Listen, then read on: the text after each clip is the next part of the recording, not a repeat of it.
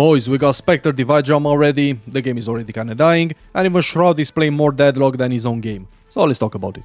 So this is Spectre Divide, Shroud's game, which is supposed to combine multiple elements from popular games like Valorant, Apex Legends and CS into one game to rule them all. A bunch of people asked me to play it and give my opinion, especially on whether the game is legit copying elements from games like Valorant. And bro, like, yeah, that's like kinda the main idea. The game basically takes elements from multiple games and molds them into a new one. I don't know why people are so jumpy about it. Oh my god, he's straight up stealing from Valorant!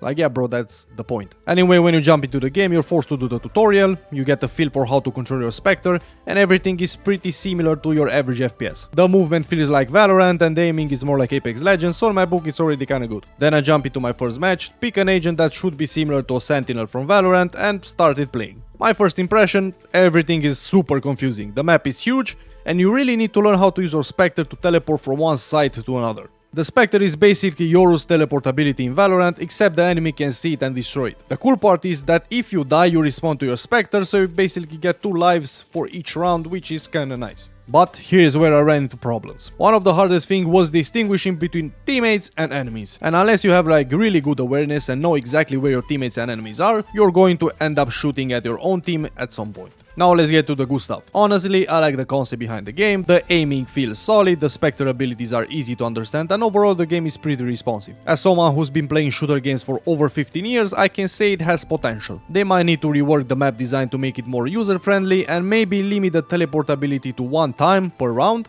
to make it more valuable so player can just like spam it non-stop. But overall, I can't really hate on the game, it's pretty good blend of other titles. Now, does it really have potential to compete with the giants? Right now, not even close. Can Shroud with his expertise improve it in the long term? Yeah, 100%, but I'm not really sure if it's financially possible to keep a game like this alive after the initial spike. The game is already kinda dying, and that only works with single player games. For example, if you're a competitive shooter and your initial player base doesn't stick around after the initial drop, then your game will die out pretty quickly after that. So I'd say in like 4 to 6 months we'd be able to tell 100% if Spectre Divide is a game that is here to stay or just like a good attempt.